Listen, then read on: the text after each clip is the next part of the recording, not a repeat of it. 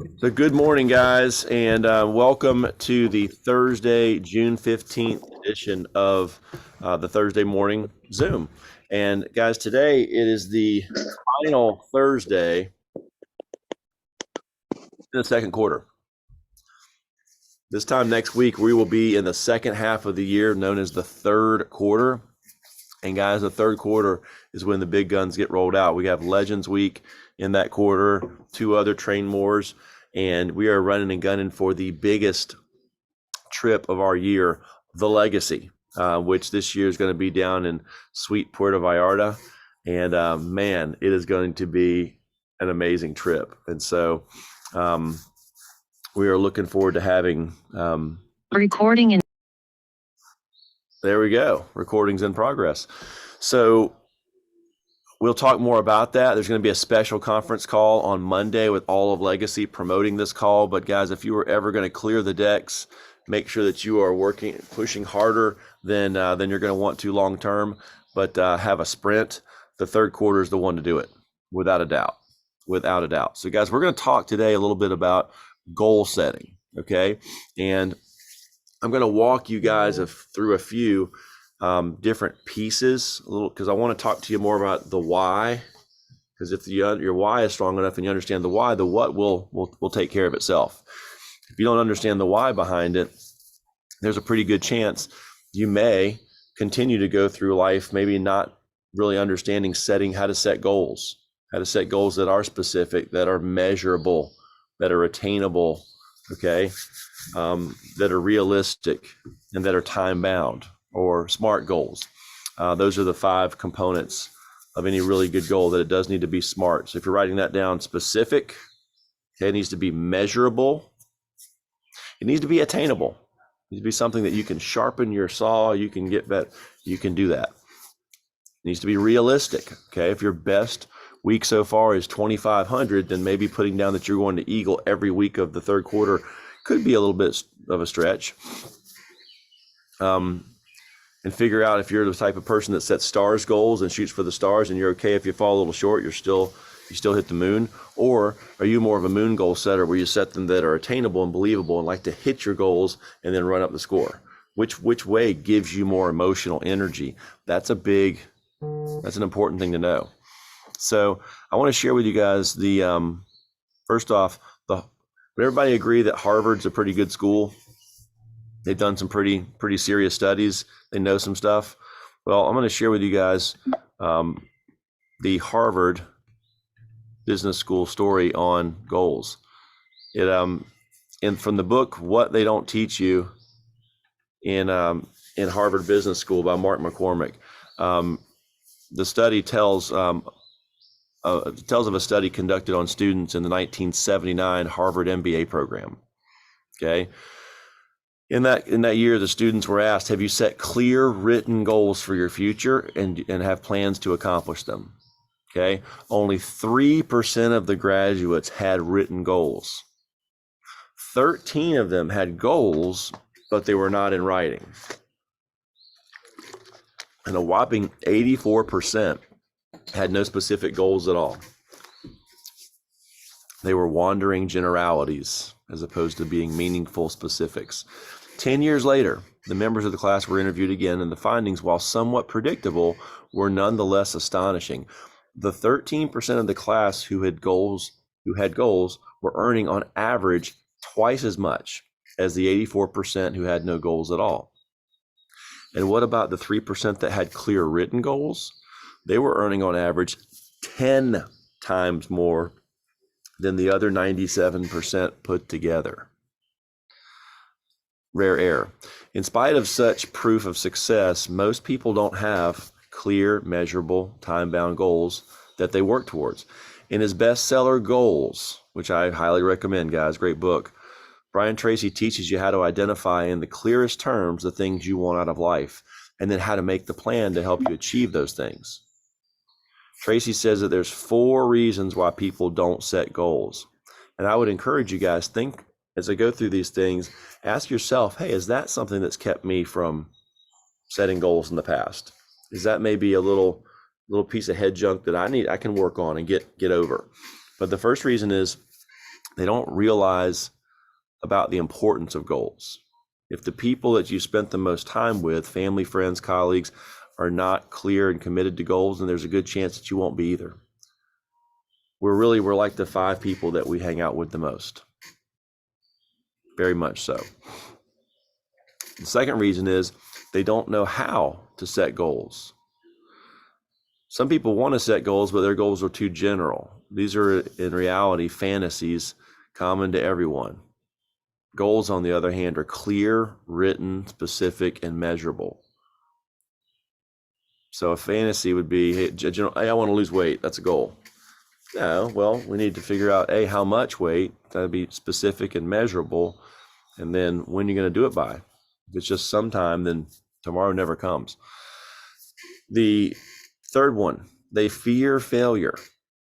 Failure hurts, but it's often necessary to experience failure in order to achieve the greatest success. Don't unconsciously sabotage yourself by not setting goals at all just because you might fail. Anyone who's ever achieved a goal has failed to achieve a goal, and that's okay. Okay? The fourth reason is they fear rejection. People are often afraid that if they're unsuccessful at achieving a goal, others will be critical of them, look down on them. This is remedied by keeping your goals to yourself at the outset. Let others see your results and achievements, once you've accomplished your goals. So here's the reality is most people aren't paying attention anyway. There's a saying, back in my 20s and 30s, I worried about what everybody thought about me. In my 40s and 50s, I didn't care what anybody thought about me. And in my 60s and 70s, I realized nobody was thinking about me in the first place. So just remember, it's all about your goals and what. So make it a habit of daily goal setting and achieving for the rest of your life. Focus on the things that you want rather than the things you don't want, because you do get what you focus on. Resolve to be a goal-setting organism moving unerringly towards the things that are important to you.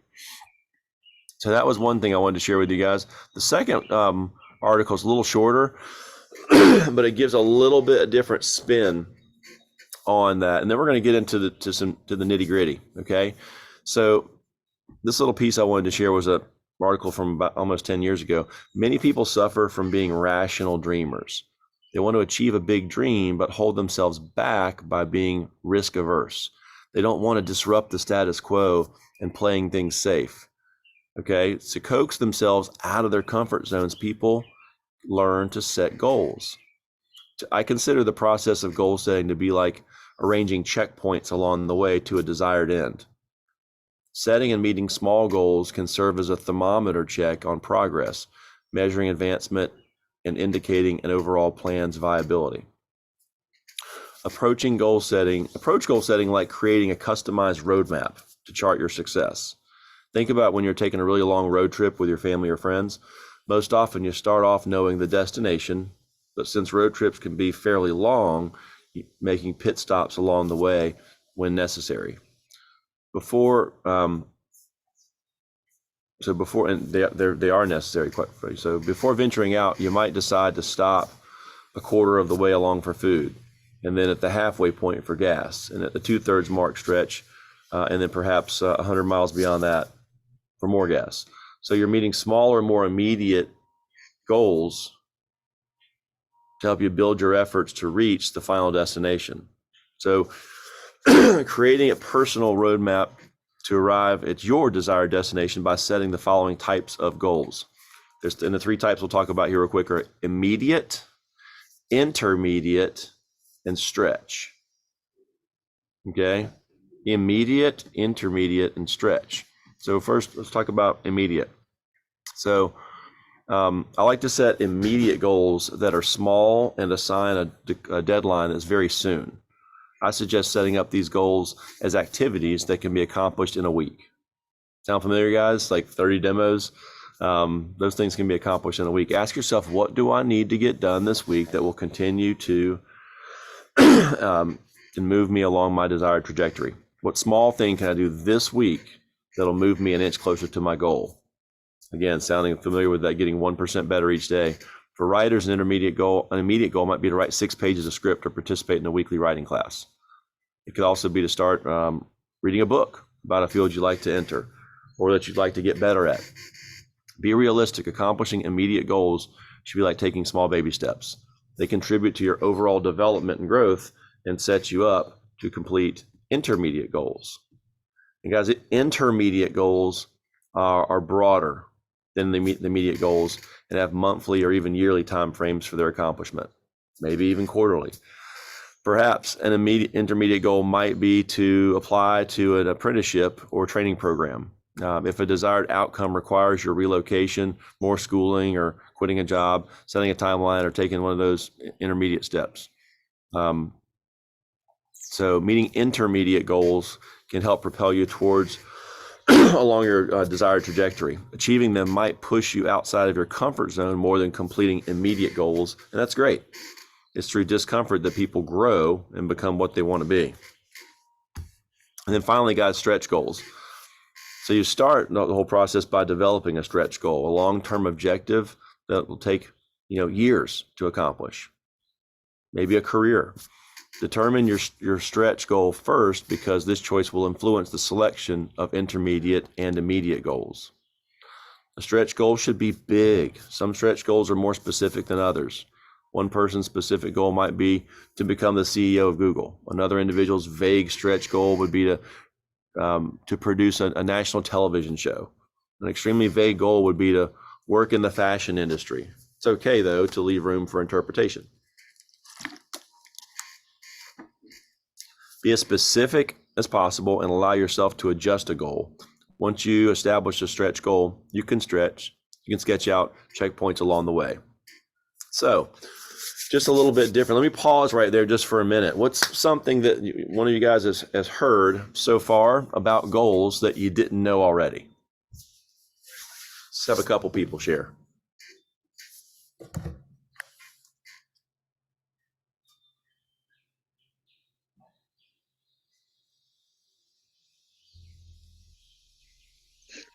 Focus on the things you want, not the things you don't want. Okay. Yep. We get what we focus on. So best to focus on what you want. I think, Van, when you were talking about it more like a trip and you having different side stops, that makes it sound like that maybe it's an unplanned side stop, or maybe not a specifically planned side stop, but it's a natural part of the trip. And I think sometimes for me, especially being a very new business, you're feeling like you're getting off track instead of, this is like stopping to get gas or stopping to get the snacks or something like that. You know what I'm saying? Right. I appreciate you sharing that. Yeah, thanks, Patrick. So guys, we're going to shift gears here, and we're going to tell you how to set your personal sales goals for the quarter.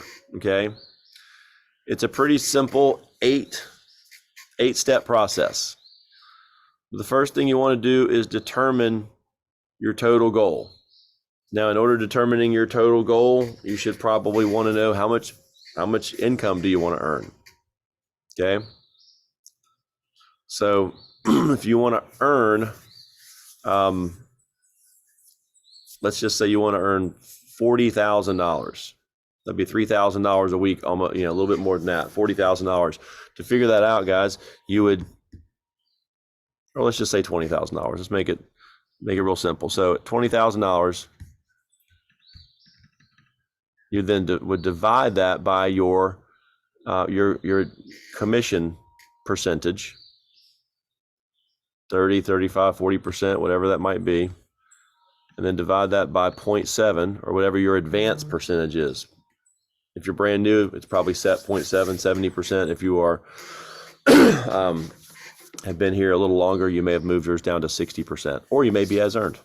So that's good to know. That says right there that you would need to sell $71,428 of premium in the quarter to cash flow $20,000. Okay. So that would get you the highest level of the trip. So, and then it's just a matter of plotting out those weeks. When do you need to, when are you going to sell that 71,428? So fill in the calendar is step 2. Okay. So you need to figure out your own family calendar. Okay. Pull that thing out. And remember, guys, the rocks have to go into your jar first. If we put sand in there, things that don't really matter, or pebbles, the things that matter second most, there's not going to be room for the big things. So be sure you fill in your calendar with what you and your family are up to for these next 3 months. Okay. Then you plug in your big weeks. Okay.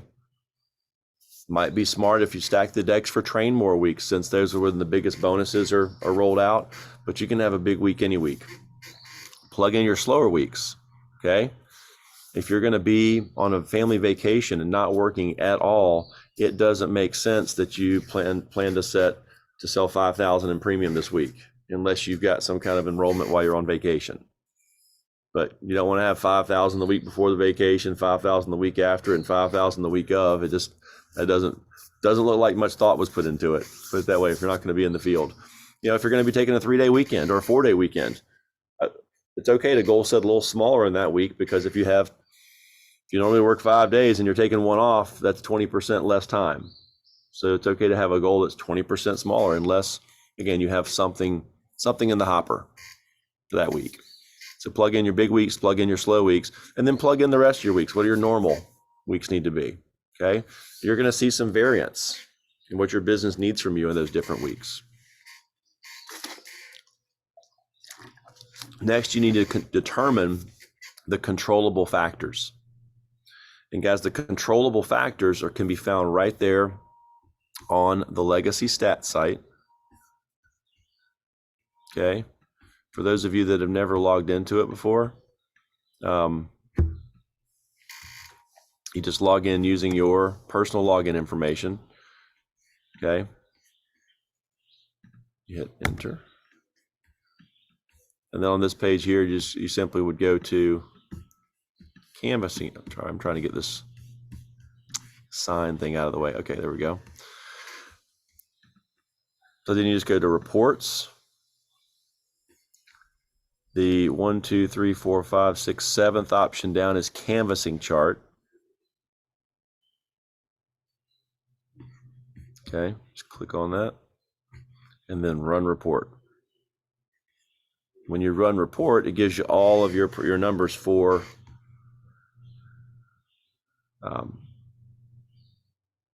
the quarter.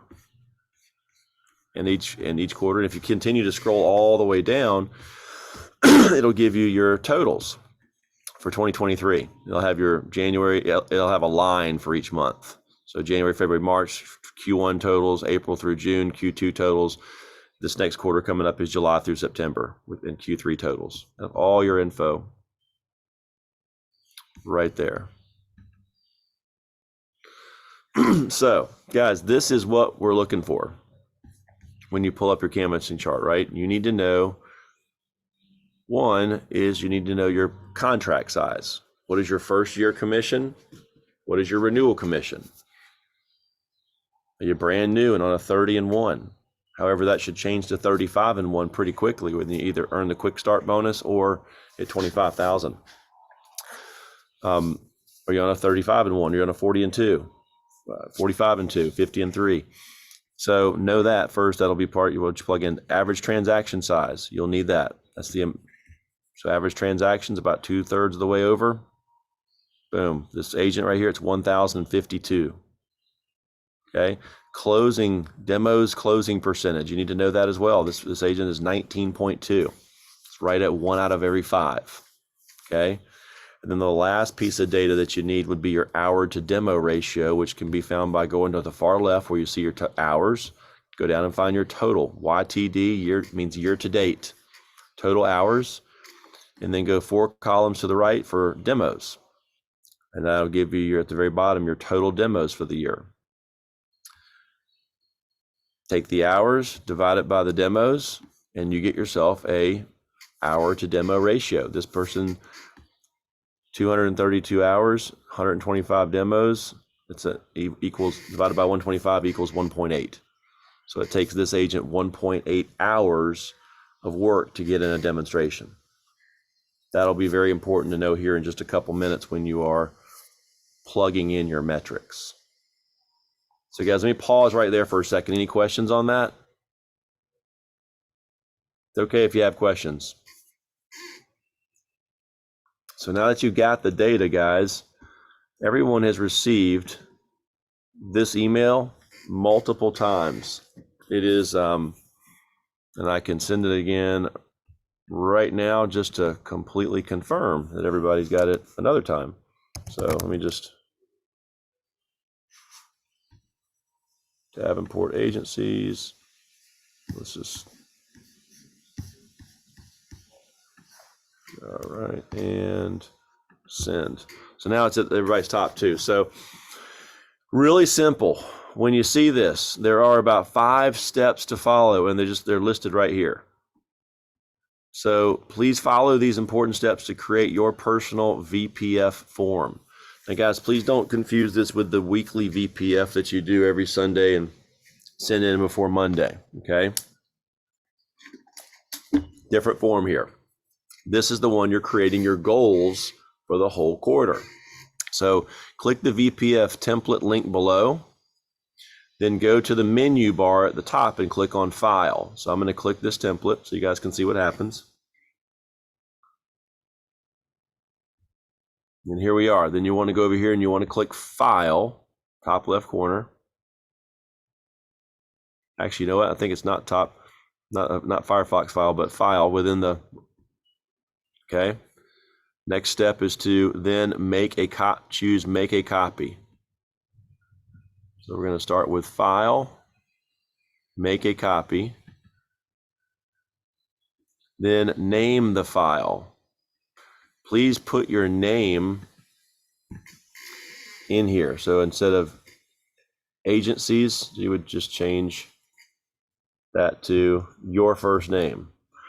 If you want to include your last name too, guys, the reason for that is when you share this with your leader and with me, if you just call it the same thing that it's called right now, it's very, very difficult for us to navigate those documents. So please include your name on it. And then after that, you simply name the file and save it. Now you can begin making edits to your saved VPF and share with your leaders. So you click on Make a Copy. Now, once it makes a copy just for you, okay, then you can go over here to the top right-hand corner, and there will be a little blue button that looks like a pill, and you click Share. And then you can type in and send this to anyone you want to. If I wanted to send this to Nicole, start typing her name, it populates. So just type the name in then of your trainer, and type in mine, and please share with both, okay? If you work with Maria, please also do include Casey on those when you share it. Please share with her and also with Casey, okay? Same thing with those that work with Miller Time. Please include Jason, me, and Casey as well. That'll be super helpful. And just click send, and then it gets shared. So really, really simple. So guys, once you have prepared this, okay, now all that's left to go is go down here. And if you look at the very bottom, there's a bunch of tabs. There's an example, there's a calendar, and then there's 3 tabs for every quarter. Q1 personal, Q1 team, and in the middle of those two is Q1 CFI. CFI stands for cash flow and income. So we're going to scroll over to the right to Q3. Okay, and you got personal, team, and CFI. Start with the CFI. Start with cash flow and income. Click on that, and that'll show you, like it says right here, Van 2023 template. I could have taken off master copy, but put in the contract level. Okay, so for the agent we were talking about earlier, 40%. Okay, renewal. Enter the following based on your, by the way, guys, read the instructions when all else fails. If you don't remember everything I'm saying, just read these simple instructions. You only need to enter data in the areas highlighted in green. That's what I'm doing right here. Everything else will be calculated for you automatically. Never type in the white boxes, okay? Follow the instructions below to enter your personal metrics. These can be found on the Legacy Stat site. Enter in your weekly cash flow needed, step 2, for each week, and the significance of each amount. So that's down here. You're going to enter in all 13 weeks what you want your cash flow to be. And that's a whole different conversation on setting goals. And then what's the significance of that? What are you going to use that cash for? What's it earmarked for? So enter the following based on your renewal contract. If you're on a 1% renewal, then over here you would click 0.09. If you're on a 2% renewal like this agent, you would click 0.18. Okay. So average transaction, remember a few minutes ago we were talking about this agent here. So we're looking for average transaction. What's that, guys? Need one person.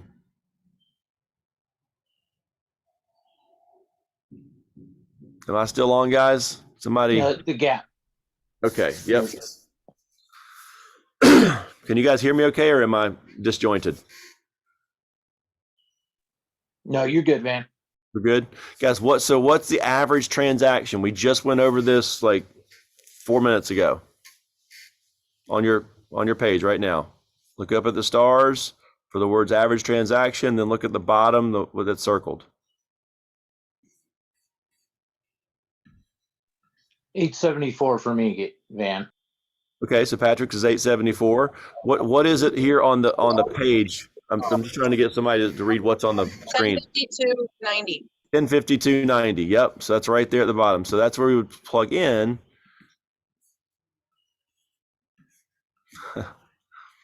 $1052.90 if I didn't mess this up. Here we go. Sorry. So yep. So now we would right here, 1052. Boom. Oops. 1052. All right, we're on a hot streak, guys. Let's keep it going. Now, we need the closing percentage. So let's look back over here again. What's the closing percentage? Somebody else, please.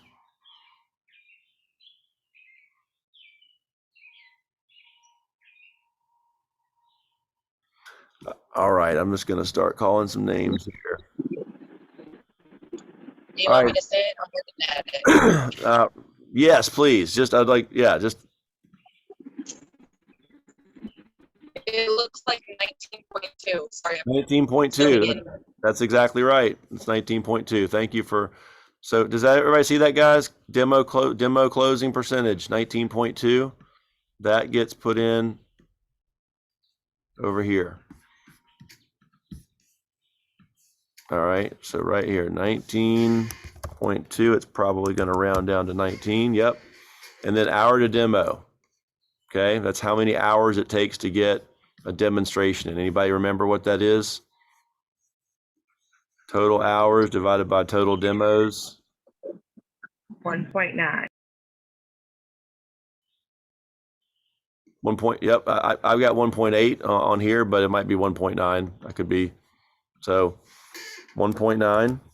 And guys, what this tells you, now that you got this data in these basic 5 boxes, you can now figure out so many items. Let's say that the weekly cash flow wanted or needed was $1,000, just to make the math easy. You plug that in, and let's say this person needs to save that for the rent. Okay. This automatically calculates how much premium is needed. 4,167 shows you how many families you need to protect for. Based on closing 19%, that means that this agent will need 21 demos to get 4 transactions to get 4,167. And based on 1.9 hours per demo, this person would need to work 39 hours to get 21 demos, to get 4 families protected, to have 4,167 of premium, to cash flow $1,000 to pay the rent. So you're really, guys, you're taking the most uncontrollable thing, which is who buys, and you're using your actual metrics. You're using your skill level. That metrics are merely an indicator of your business's current skill level and ability to close, to have a close on the elite level and have a $900 to $1,000 to $1,100 transaction size. Those are all valuable things for you to know about your business. So now that you have these numbers, guys, what you do is you say, all right, well, if that truly is the goal right there is 20, so then you can go over here to your Q3 personal. And for the week, it says you need 39 hours and 21 demos. Let's go plug that in. So 39 hours, and since full time is 40, we go ahead and rock at 40, and then 21 demos. And then that was what, 4167, which would cash flow $1,000. And the other two things to figure out are how many career conversations you're going to have each week. Let's say this person's going to have 2 a day. That'd be 10. And how many referrals are you going to get? Let's say this person's going to focus on getting 5 referrals per day. That'd be 25 in a week. So now that you have the plan and you go through and just repeat this process every day for each week of all 13 weeks of the month of the quarter. You want to plug in, what's your vision? What's your personal vision for your business? Over here, do you have any personal plan? Do you have any scheduled vacation, time off? This is a great place to just plug it in right here. And then holidays and train mores are also listed over here. If it's a yellow week, that's a train more. That's when there's probably going to be some additional bonuses thrown out there. So get those plugged in, guys. And then the follow through on this, guys, is using this throughout the year to track your progress. Like I said in that article, having little waypoints where you stop and you get food. You stop a little bit later and get gas. Guys, we're stopping along the way about 13 times throughout the quarter, and we want to measure our progress, because the more we make sure that we are on the right trajectory, heading in the right direction, the more likely we are to get to our final destination. So guys, I'll pause right there. Are there any other questions about this? It's just a matter of stat site to get your metrics. Go that the email that was sent out, click on it, follow the steps to save yours, and then just simply plug in your own metrics right here in your own personal place, and please do share that with your trainer and with yours truly. I'd like to work through those with you here in the quarter. Guys, any questions before we wrap up? So Van, question, are you making this video downloadable? Oh, absolutely. I say that because I went through a dead zone, and there's the video that is linked, but I haven't been able to download it. And I like to walk through and be able to not have to switch back and forth from screen to screen, and just pause and look and pause and look. And it has been more challenging with that one, and I think yours will give me a little bit better if I can download it and I can have it on my computer or even on my phone. I think it will give me the ability to watch it in inclusion to what I'm doing on my machine. Sure, absolutely. This will be shareable.